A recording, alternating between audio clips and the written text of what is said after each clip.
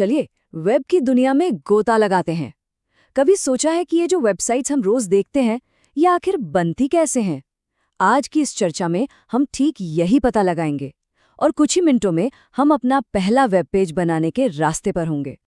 बड़ा सवाल है ना? ऐसा लगता है कि इसका जवाब बहुत पेचीदा होगा, पर सच कहूं तो ये बहुत ही सीधा साधा है। ये सब कुछ एक कॉमन भाषा पर टिका है, एक ऐसा कोड जिसे वेब का हर ब्राउज़र समझता है। तो ये जादुई भाषा है क्या? इसका नाम है HTML। और घबराने की कोई बात नहीं है, ये कोई डरावनी प्रोग्रामिंग लैंग्वेज नहीं है। इसे ऐसे समझो जैसे किसी बिल्डिंग का ढांचा होता है, उसका कंकाल। ये स्टाइलिंग के बारे में नहीं है, ये स्ट्रक्चर के बारे में है, हर चीज़ को उसकी सही जगह पर रखने के बारे में। और हाँ, HTML कोई आज की चीज़ नहीं है, ये 1989 से हमारे साथ है। ये वेब के साथ साथ ही बड़ा हुआ है, और आज हम जो HTML5 इस्तेमाल करते हैं वो ही हमारी पसंदीदा वीडियो स्ट्रीमिंग और इंटरैक्टिव वेबसाइट्स के पीछे की असली ताकत है। चलिए, थ्योरी बहुत हो गई, अब कुछ करके देखते हैं ना।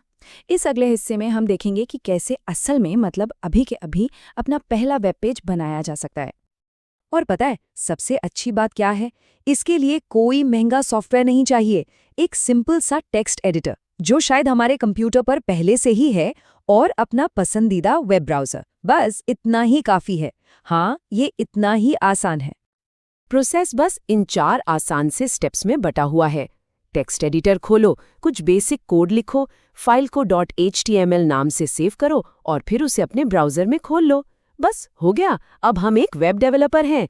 कोड का ये जो छोटा सा टुकड़ा दिख रहा है ना, दुनिया का हर एक वेब पेज यहीं से शुरू होता है। ये जो डॉक टाइप है, ये ब्राउज़र के लिए एक नमस्ते जैसा है जो कहता है, अरे ये एक मॉडर्न HTML5 पेज है। फिर HTML टैग पूरे डॉक्यूमेंट के लिए एक मेन कंटेनर की तरह काम करता है। हर HTML पेज के 2 मेन हिस्से होते हैं, हेड और बॉडी। हेड को पर्दे के पीछे काम करने वाली टीम समझो।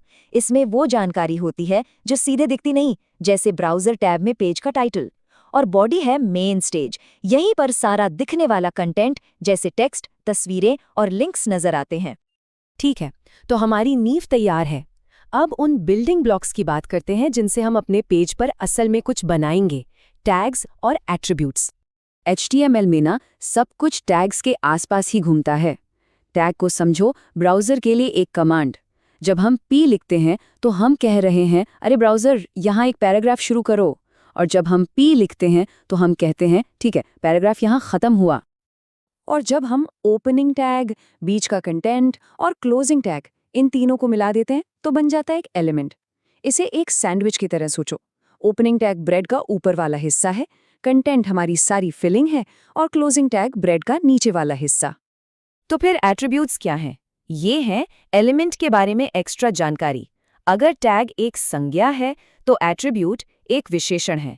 जैसे एक इमेज टैग में एक src या सोर्स एट्रीब्यूट होता है जो ब्राउज़र को बताता है कि असल में इमेज लानी कहाँ से है। चलो, अब हमारे पास बिल्डिंग ब्लॉक्स तो आ गए। अब अपने पेज को कुछ असली कंटेंट और तस्वीरों से सजाते हैं। जब टेक्स्ट की बात आती है तो हेडिंग्स और पैराग्राफ सबसे ज़्यादा काम आते हैं। H1 आपके पेज की मेन हेडलाइन है, समझो किसी किताब का टाइटल। फिर सब हेडिंग्स के लिए H2 से लेकर H6 तक होते हैं।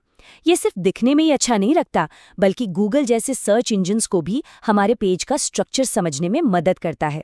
और बाकी हर चीज़ के लिए P टैग तो है। यहाँ एक छोटा पर बहुत ज़रूरी फ़र्क है। स्ट्रॉन्ग और एम्फसाइज जैसे टैग्स का एक मतलब होता है, वो ब्राउज़र को बताते हैं कि ये टेक्स्ट ज़रूरी है या इस पर जोर दिया गया है। वहीं B और I जैसे टैग सिर्फ दिखावे के लिए हैं, वो टेक्स्ट को बोल्ड या इटैलिक बनाते हैं। ये ज़रूरी क्यों है?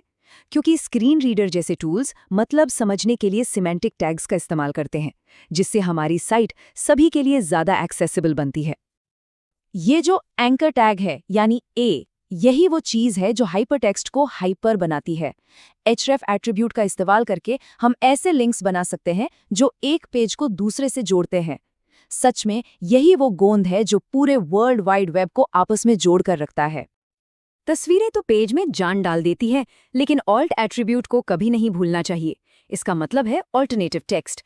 अगर कोई इमेज लोड नहीं हो पाती तो ये टेक्स्ट दिखता है, पर उससे भी ज़रूरी, स्क्रीन रीडर्स इसे पढ़कर सुनाते हैं। एक अच्छा ऑल्ट टेक्स्ट लिखने से ये पक्का होता है कि हर कोई, चाहे उनकी देखने की क्षमता कैसी भी हो, हमारे कंटेंट को समझ सके। ठीक है, अब हमारे पास अलग अलग चीज़ें तो हैं पेज पर डालने के लिए। अब देखते हैं कि उन्हें लिस्ट्स और टेबल्स का इस्तेमाल करके ग्रुप्स में कैसे ऑर्गेनाइज किया जाए। लिस्ट्स जानकारी को ग्रुप करने के लिए बहुत काम की चीज़ें हैं। मान लो कोई रेसिपी के स्टेप्स बताने हैं तो ऑर्डर्ड लिस्ट यानी OL इस्तेमाल करो और एक अच्छी नंबर वाली लिस्ट मिल जाएगी। और अगर किराने के सामान की लिस्ट बनानी है जहां ऑर्डर मायने नहीं रखता तो अनऑर्डर्ड लिस्ट यानी UL का इस्तेमाल करो और बुलेट पॉइंट्स मिल जाएंगे। और हाँ, चाहे लिस्ट ऑर्डर्ड हो या अनऑर्डर्ड, उसके अंदर का हर एक आइटम LI टैग में ही लिखा जाता है। LI मतलब लिस्ट आइटम। तो हम एक कंटेनर चुनते हैं, OL या UL, और फिर उसे लिस्ट आइटम्स से भर देते हैं।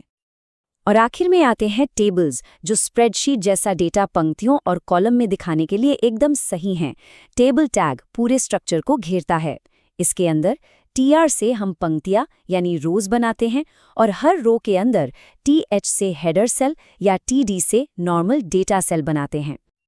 और जब हम इन सारे टैग्स को एक साथ रखते हैं, टेबल, TR और TD को, तो एक साफ सुथरा स्ट्रक्चर्ड ग्रिड बन जाता है। ये मुश्किल डेटा को ऐसे तरीके से पेश करने का एक शानदार तरीका है जिसे पढ़ना और समझना आसान हो।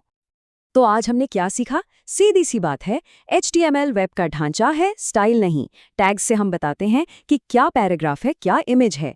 एट्रीब्यूट्स उन टैग्स के बारे में ज्यादा जानकारी देते हैं और कोई भी सिर्फ एक टेक्स्ट एडिटर और एक ब्राउजर की मदद से वेब पेज बनाना शुरू कर सकता है।